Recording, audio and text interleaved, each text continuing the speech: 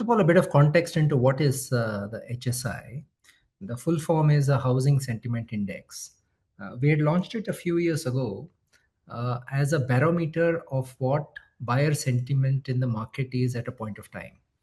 So the way it works is it's a quarterly survey. We do a survey with a few thousand buyers. There are a bunch of questions we ask the buyers in the survey. And the purpose is to find out what the mood of the buyer is. So in a gist, if the score of HSI is at 100, right, we presume that's neutral sentiment, neither bearish nor bullish. If the score of HSI is anywhere sub 100, 0 to 100, for example, 0 suggests complete bearishness, that everybody in the market is bearish on the future of real estate. A score of 200, on the other hand, suggests that everybody is bullish. So anything from 100 to 200 indicates different degrees of bullishness in the market, right? That is what HSI is supposed to be. Just like you have in the manufacturing sector index called PMI, which is the Purchase Managers Index, which tells you how bullish or bearish purchase managers are, and therefore that's used as an indicator for how manufacturing activity is likely to pan out over the next several quarters. HSI should be used in a similar way for real estate, right? That a mood of the buyer is a leading indicator for what is likely to come. One more thing on HSI, this should probably not be read in isolation. We publish a bunch of other reports alongside, like we publish a report called PropIndex, which is the state of real estate every single quarter. We publish a price income ratio occasionally to show how affordability is in the market.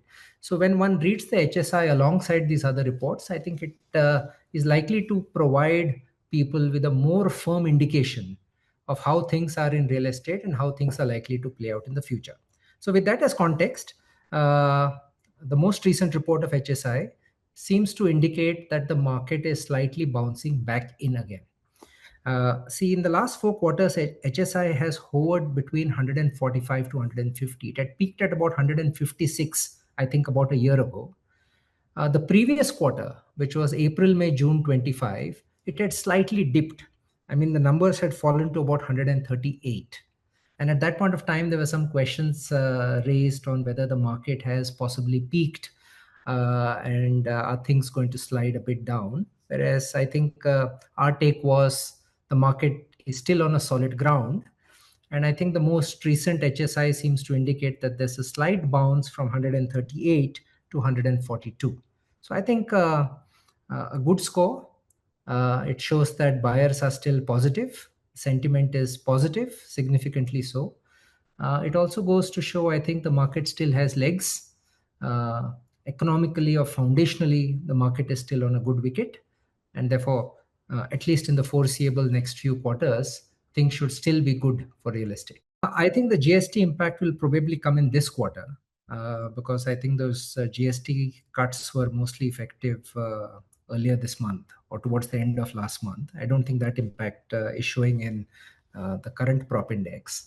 I think, look, the context of HSI is prices in real estate have risen quite a bit over the last several years. So we are in an elevated price environment. And for sentiment to be positive, despite prices being as high as they are, I think it goes to show that the market is on a pretty good wicket and people are expecting real estate to continue doing strongly despite being in an elevated price environment. Now, on the factors, I think those factors would vary by city.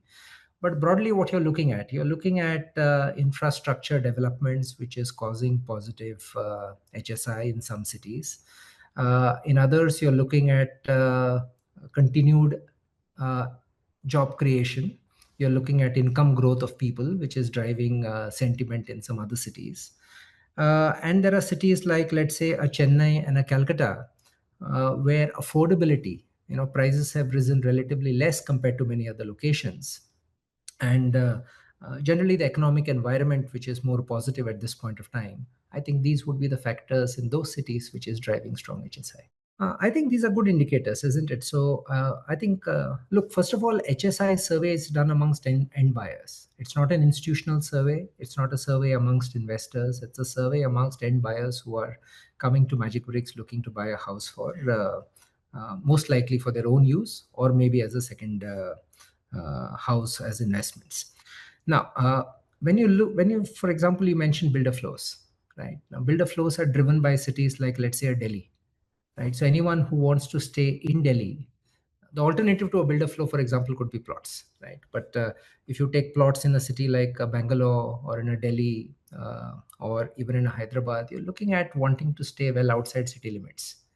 Whereas for buyers who wish to stay closer to their place of work or closer to schools or whatever matters to them, builder flows becomes a very attractive alternative, right? So the fact that you have a big chunk of people who have participated in the survey who are end buyers, and the fact that they're making the choices of being in the cities, I think is a good indicator that these are real people wanting to buy houses in the future for their own use, and therefore I think that bodes well for the market.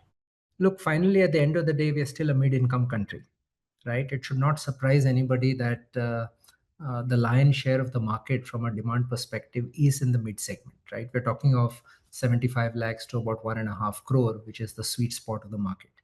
So even though supply has tended to come more in the greater than 1.5 crore kind of segment, and that's largely because of land prices having risen quite a bit, I think it goes without saying that more supply in the 75 lakh to 1.5 crore range is the need of the hour.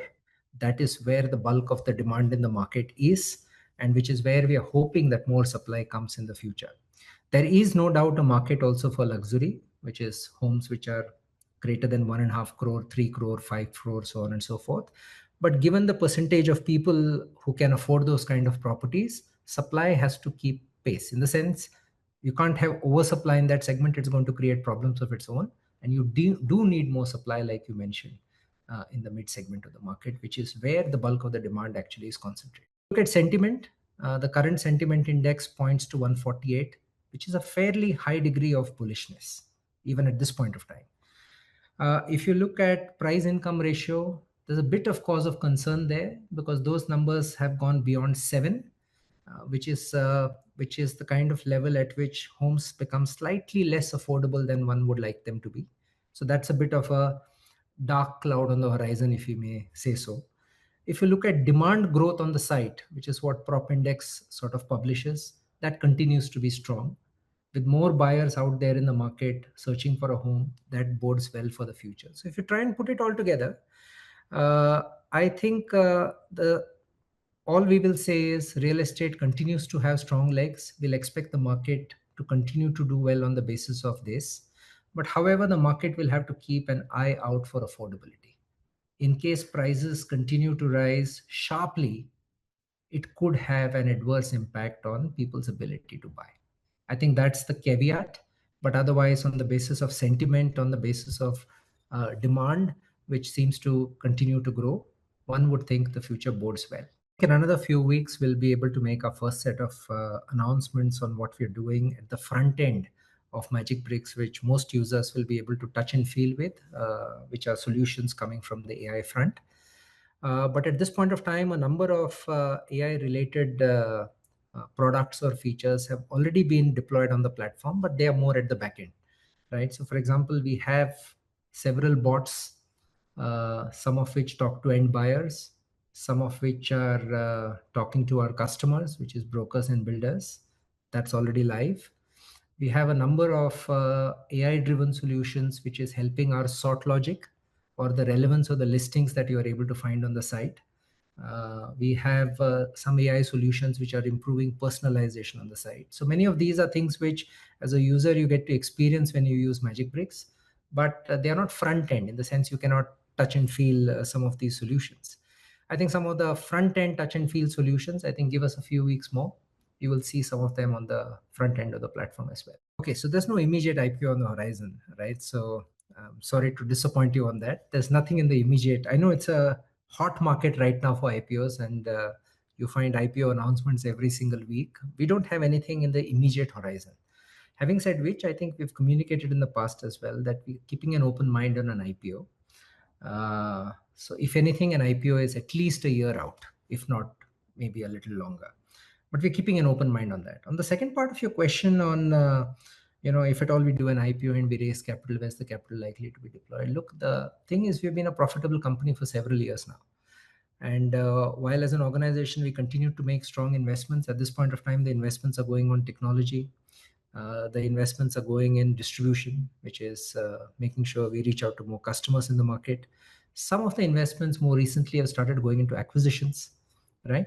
But so far, we have been funding all of these investments out of our own internal accruals, right? By virtue of being a profitable company, we are in a position to do so.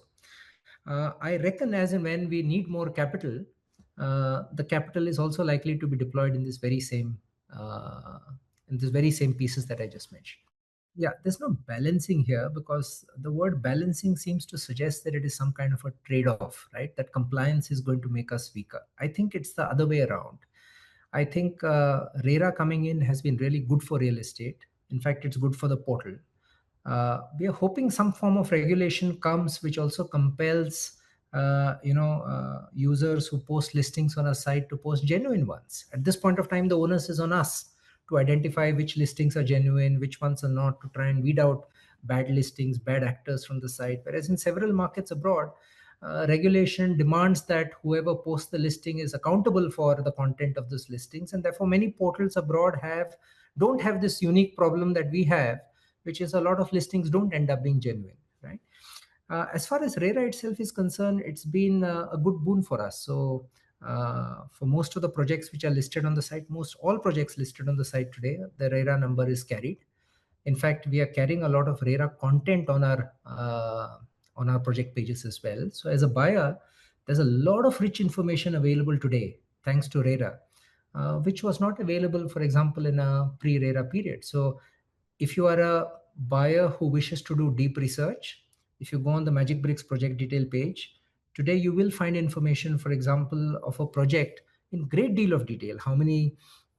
What was the exact approvals from RERA, all the legal paperwork concerned with that particular project, quarterly updates on how many houses are sold, not sold by the builder, as declared by the builder to the RERA website, and a number of other information, construction updates, so on and so forth. A lot of legal papers too. So you can actually check what is the exact legal status of a particular project if you go on the project detail pages of Magicbricks. Now, all of this is helping our project pages become richer. I think it's creating more transparency for the buyer. And all of these are good things which should help even more traffic grow. So in a nutshell, I think these compliances are positive for the buyer. They are aimed at creating more transparency in the market. And the more the market becomes transparent, the more the information becomes available to the buyer. I think it bodes well for traffic. So these are things that we look forward to.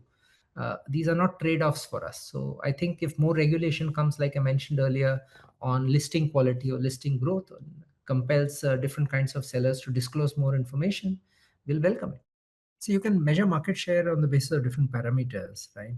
We would like to believe that as far as traffic market share is concerned, we have something in the range of about 40% at this point of time, right? If you look at it from an advertiser perspective, they are less concerned about the traffic on a portal. They're more concerned by how many inquiries we generated for them. If you look at traffic share by inquiries, we reckon we are closer to 50%. Right. So based on what parameter you're looking at, I think we would reckon that within our industry, our market share would be between 40 to 50%.